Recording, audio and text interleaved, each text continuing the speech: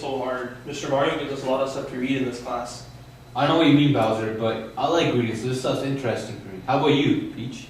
I agree with Luigi. I really enjoy the reading. I think we can get through this.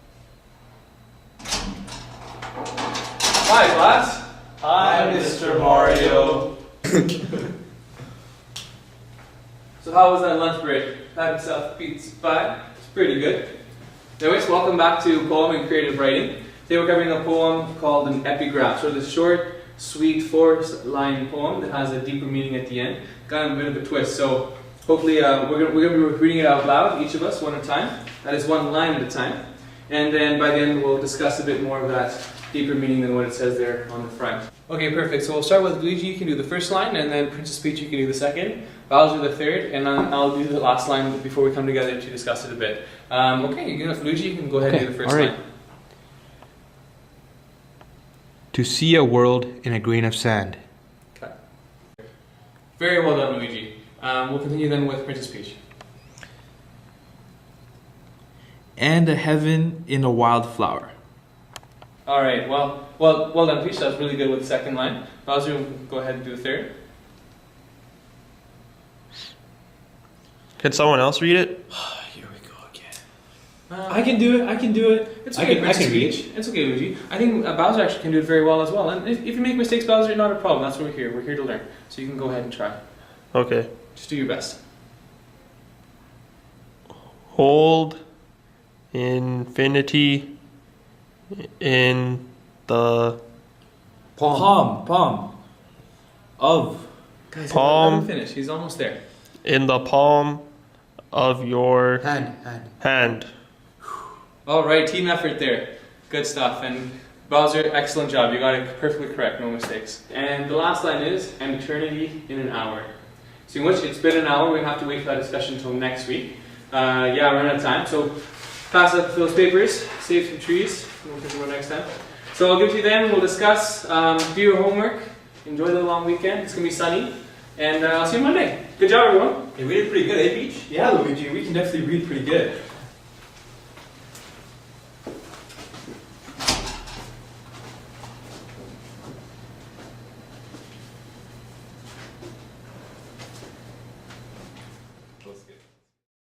Thank you for joining us. The previous example elucidated how dyslexia can present itself in the classroom setting. Dyslexia is a lifelong neurodevelopmental learning disorder that is characterized by a specific pattern of learning difficulties. These learning difficulties are the following three. Number 1, accurate or fluent word recognition.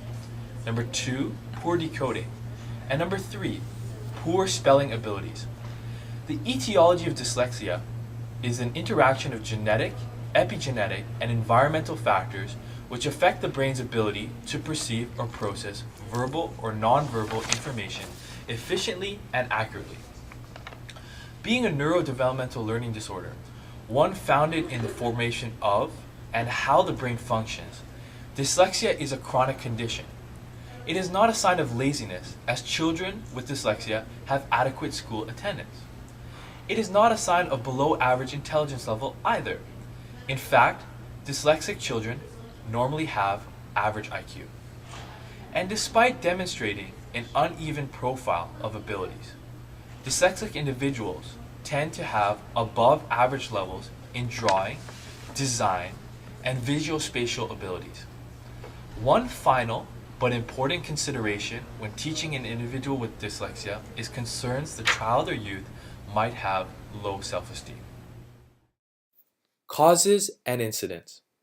Overall, dyslexia has an incidence of 5 to 15% in school-age children.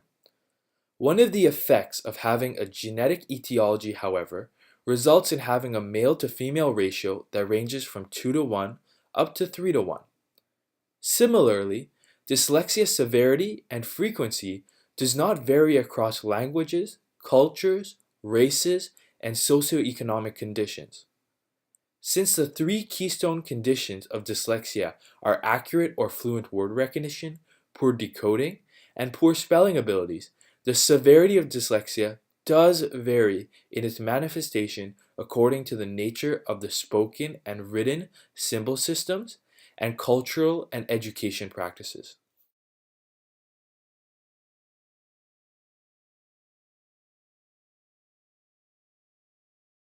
Visual pattern and speech sound. As mentioned, one aspect of phonic awareness is understanding how specific patterns of words sound. Evidence has shown that activities that train dyslexic students to identify visual patterns in words and focus on how these patterns sound is a very good strategy for helping these students with their decoding issue. So Michael, today we'll be covering again some highly frequently, commonly seen sounds or patterns of sounds based on a combination of letters. In this case it's T-I-O-N, and they make the sound shun, such as in the word station and vacation. And it's, again, frequently seen throughout the English language. So I wrote up just 6 here to help you get started. So when you come up and start practicing some of these words.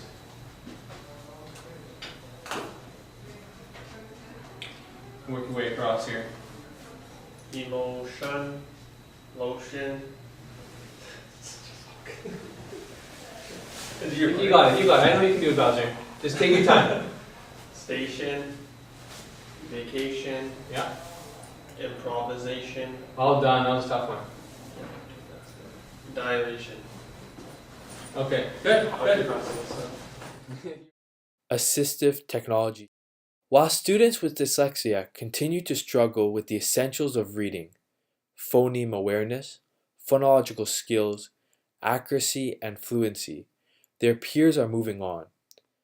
Even though it's important to acquire skills that remediate or fix reading difficulties, at some point, students in the process of doing so must learn compensatory skills and strategies in order to keep up with the reading content in the classroom.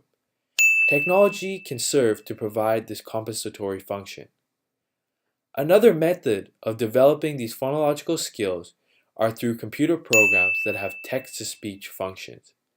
Students essentially read from ebooks that are an appropriate difficulty level. When they encounter a new word they are not familiar with, they can highlight it and the computer will provide speech feedback. So guys, you're in luck. We have a half hour left, and I know it's going to be a sunny weekend, so I'll let you guys get a head start on the assigned readings for the weekend for these next 30 minutes. It's Folk et al., pages 170 185, Mary et al., pages 15 to 20. Just a few short readings. You may even finish now before the weekend starts. So go ahead, you can pull out the paper, and the paper's online. Alright guys.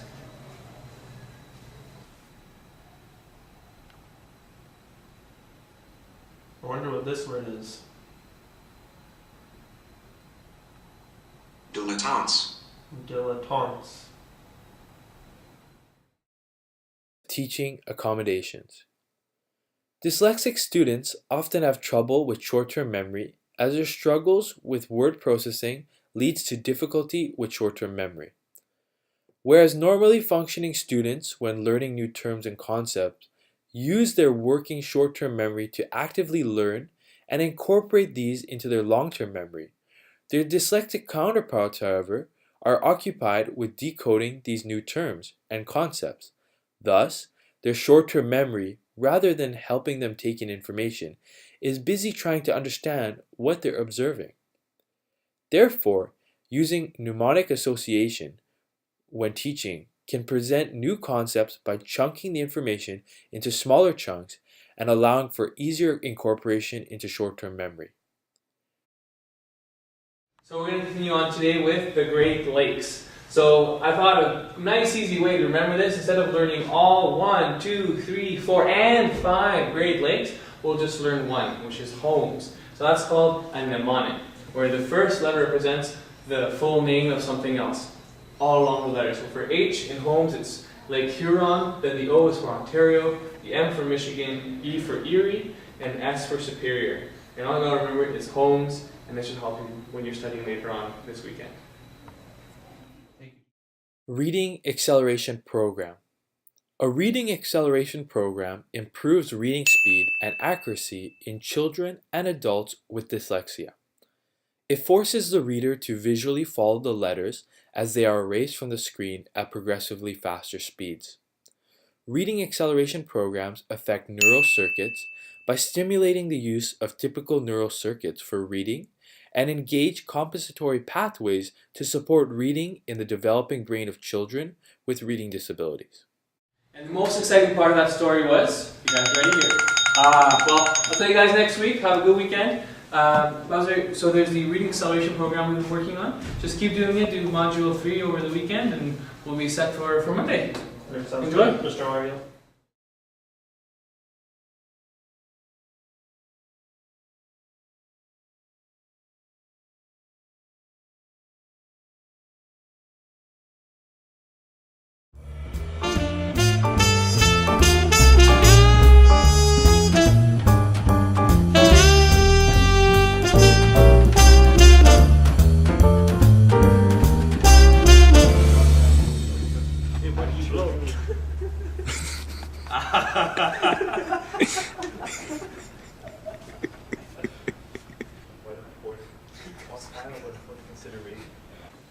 Bowser and Luigi. Okay, go.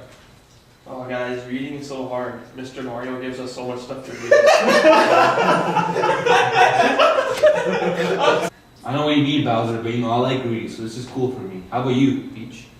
Thank you. The way you pause is so good. Sorry, guys. Mr. Mario. So how about the lunch break? Myself. Finally, number 3, poor spelling abilities. The etiology of genetic. Oh, fuck, this is changed. This thing changed up a bit. So it's like this, and I was like, where the fuck did the word go? I was like, yeah, bro. Sorry, man. Yeah, no worries. Sorry.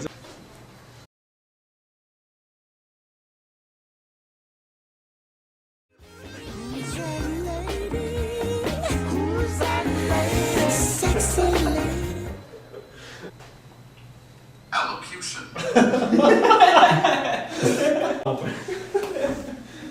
Is that it? Done.